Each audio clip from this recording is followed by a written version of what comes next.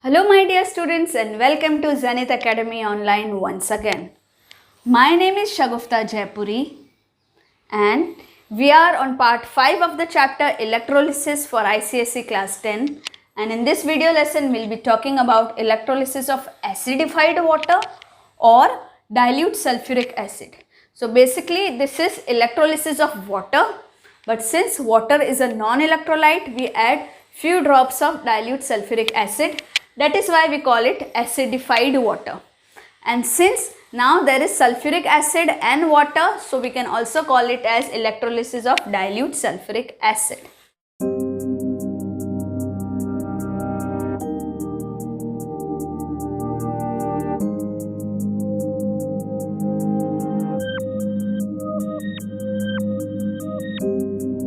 So let's go ahead and learn all the concepts from the topic electrolysis of acidified water and all the frequently asked questions on it. So students, electrolysis of water is what? It is the decomposition of water into oxygen and hydrogen gas due to the passage of an electric current.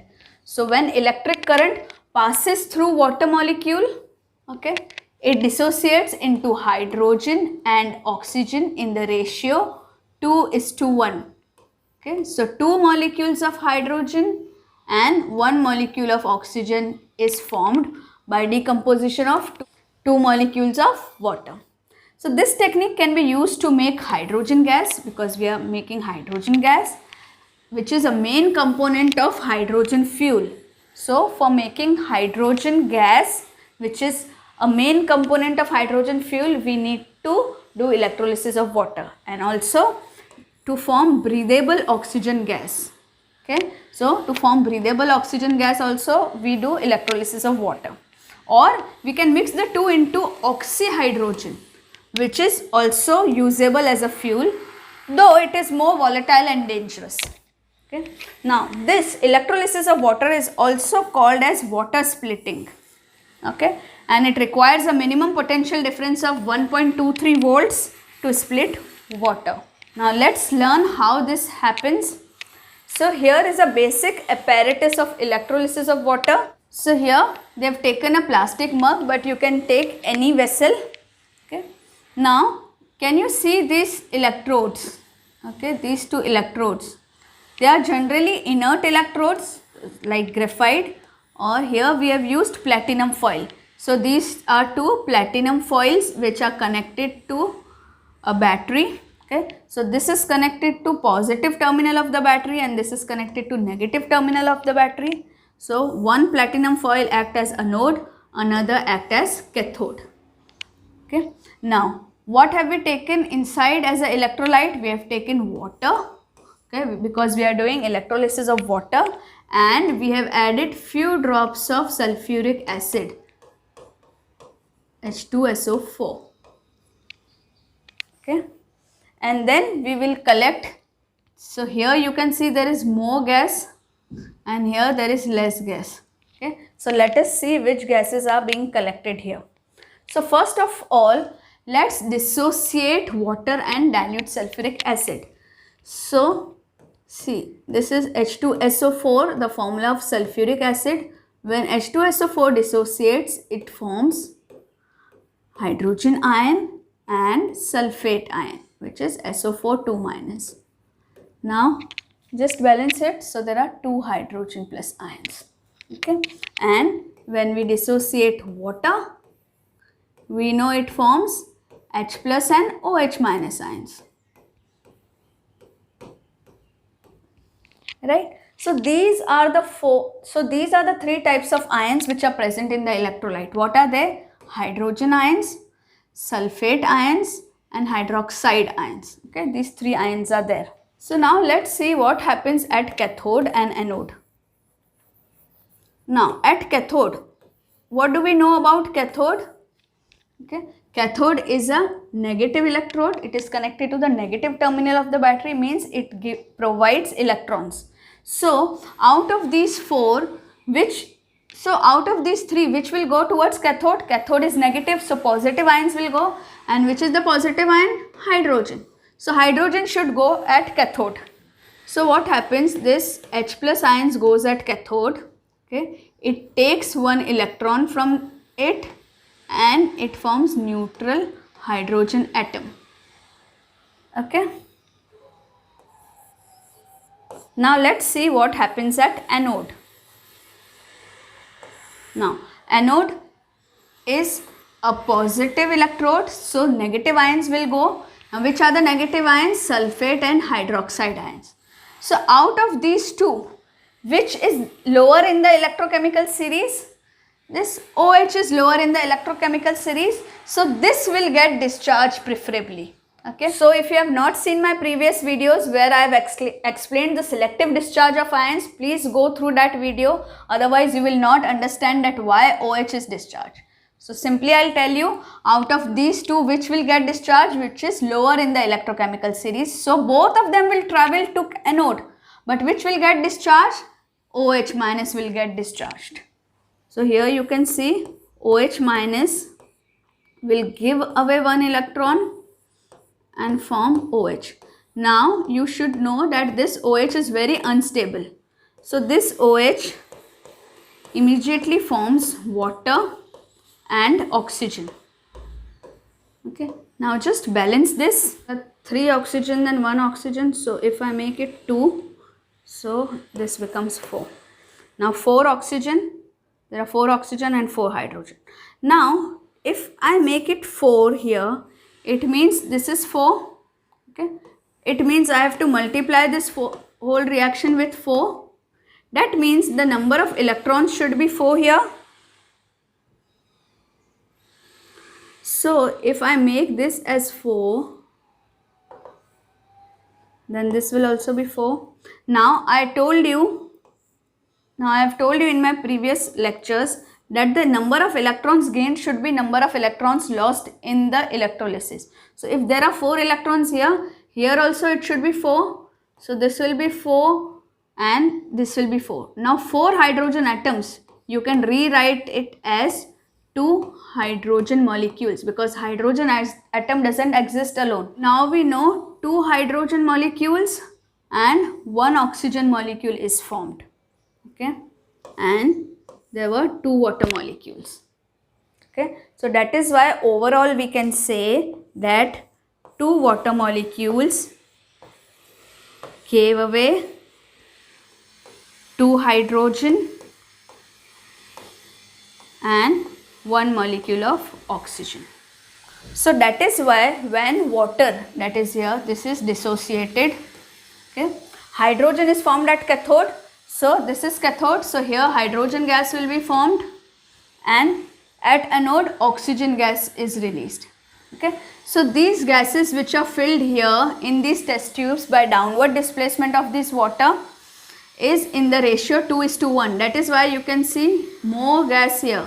This is 2 and this is 1, okay, 2:1.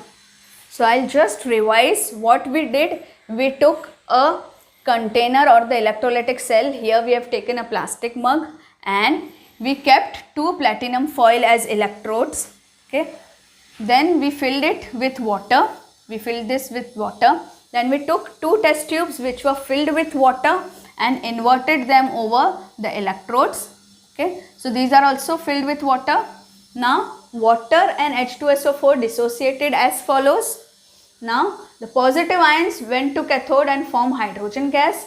Out of these 2 negative ions, both of them went to anode, but OH got discharged due to preferential discharge. So OH formed 2 water molecules and oxygen, okay. So oxygen is released here and water is used up here. You should also remember that this is carried out at ordinary temperature and the current that is flowing is 3 ampere. So this is another apparatus which is also widely used. It just looks a little different, but it is the same. See, here water and H2SO4. Water and few drops of H2SO4, that is dilute sulfuric acid, are filled, okay, and there are these 2 arms which gets filled automatically. Now here you can see anode and cathode as platinum foil and these are connected to a voltage source, okay. As the reaction proceeds, the water molecules and sulfuric acid dissociates and respective gases are formed at cathode and anode. So always when you are making the diagram, please remember that you have to leave more empty space here because the ratio of hydrogen is 2. So it is 2:1. So it should be double. This empty space should be double of this empty space. So here hydrogen gas is formed and here oxygen gas is formed. Students, you can perform this fun activity at your home. You know that the pencil that you use has graphite in it. So you can sharpen it from both the ends. Okay, so this becomes, and if you connect this with positive terminal of the battery, this becomes your anode and this becomes your cathode. And when you pass current through it, you can take water, acidified water. You will see the bubbles of gases that are forming here. Okay, so you will realize that hydrogen and oxygen gases form. So bring out the scientist in you and try to do these small fun activities at your home to make your learning even more concrete. Now let's come on to the frequently asked questions from this section. So first question is, why sulfuric acid is added in pure water for electrolysis of water? So we know pure water is a non-electrolyte, so it would not conduct electricity, and sulfuric acid is added to water for electrolysis to make it dissociate in water completely, so as to provide an increase in the conductivity of the water, and these can conduct electricity and we can carry out the electrolysis. So just see here, this is H2SO4. Okay, so H2SO4 dissociates into H plus and sulfate ions, that is SO4 2 minus ions, and we know water is a polar molecule, so there is a bond between H and OH. Okay, this is slightly negative and this is slightly positive. This is slightly negative, this is slightly positive. So what does this SO4 minus 2 do? It attracts hydrogen towards itself and this hydrogen attracts this towards itself. So when they get attracted, the bond breaks and the ions are free. Okay, so this way the ions of sulfuric acid attract the ions of a polar molecule like water and then it dissociates. And we know that if water will form free ions like H plus and OH minus ions, then only it will conduct electricity. Otherwise, H2O as a molecule will never conduct electricity. Now let's move on to our next question. Why dilute sulfuric acid is preferred to dilute nitric acid? So we can use any other acid like nitric acid, then why specifically we use sulfuric acid? See, nitric acid is volatile acid. Okay, it may decompose and the nitrate radical, that is NO3 1 minus. So this is written as like this, NO3 1 minus. Okay, so this radical may tend to interfere with the electrolytic reaction and hence we do not take nitric acid and we prefer sulfuric acid. Now children, these questions are very important, so listen to it very carefully. Now why current is passed for a prolonged period of time? Yes, I forgot to tell you this when we were doing the experiment, that we have to pass current through the electrolytic cell for a prolonged period of time. Now why is it so? See, current is passed for a prolonged period of time before the collection of the gases for the purpose of accurate comparison. So why is it done? This ensures the saturation of the gases in the electrolyte. Okay, since the solubility of oxygen differs from that of hydrogen, we know that oxygen is quite soluble in water. So we have to make sure that when we are carrying out this reaction and when we want to collect hydrogen and oxygen, the liquid, that is the electrolytic solution, is fully saturated with gas, because initially when the reaction goes on, the oxygen that has been formed dissolves in water, keeps on dissolving in water. So we will keep on passing the current till the solution is saturated. Then we will pass it for a prolonged period of time, so that now we can collect the pure gases above the water. Okay, because now it is fully saturated, so we can collect the water and we can collect the gas and we can have accurate comparison of 2:1, that is hydrogen is 2 and oxygen is 1. Now another very important question, why hydrogen is liberated at cathode and oxygen at anode? Okay, we already discussed this. What is liberated at cathode? The positive ions, and there was only one positive ion, that is hydrogen. H plus ion was there, so it accepted one electron and formed hydrogen gas. and formed hydrogen atom. So this neutral hydrogen atom combines with another atom and form hydrogen gas. Now next is why oxygen is at anode. Now at anode the negative ions will go. So which were the negative ions? The SO4 2 minus and OH minus. And we know out of these two, OH minus is lower in the electrochemical series, so it will be discharged preferentially. So this OH minus ion will give one electron and form OH, and since this is unstable, so this OH will form again water and oxygen. Just balance it. So we get oxygen at anode and we get hydrogen gas at cathode. I hope this is clear. Now the next question is, what is the ratio of hydrogen and oxygen liberated at cathode and anode? We already remember hydrogen to oxygen ratio is 2:1, and if they ask oxygen to hydrogen, it is 1:2. So remember the order in which they have asked the question and don't get confused. Now this one is the most important question and students get confused here. So listen to this very carefully. Why concentration of H2SO4 increases at anode and decreases at cathode? Okay, so if you see here now in this diagram, you know that here, that is at anode, which ions comes? Okay, at anode the ions that comes are SO4 2 minus, that is sulfate ions, and OH minus ions.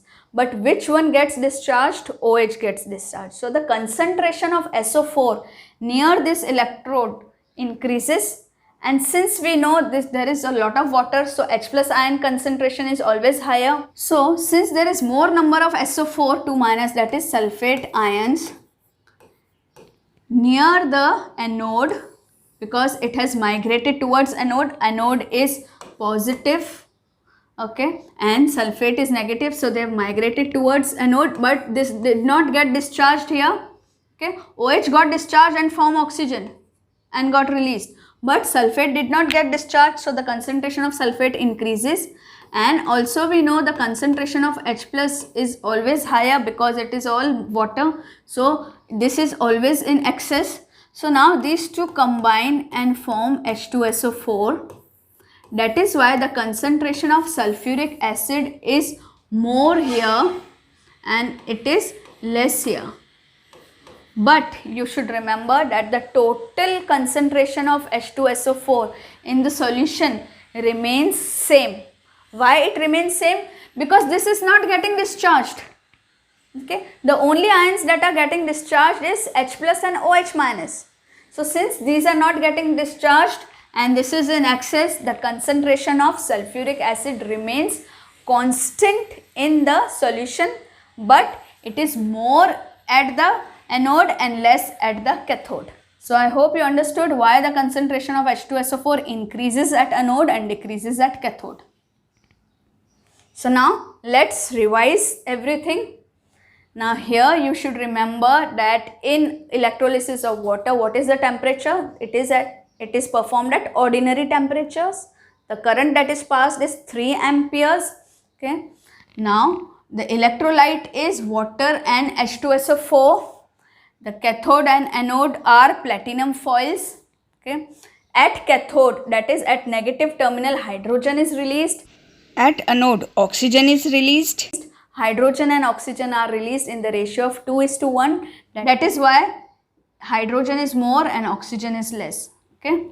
And you should remember H2SO4 is taken for dissociation of water because pure water is a non-conductor of electricity. So I hope I have answered all the questions that comes in your exam and you are clear and thorough with the concept of electrolysis of water. In our next module, we will be talking about electrolysis of copper sulfate, so do not forget to watch that video as well. And then we will be doing applications of electrolysis.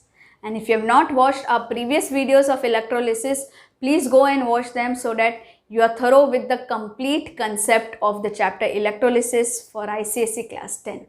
If you have liked the video, Please give it a thumbs up and write your comments in the comment section below. Thank you and have a nice day.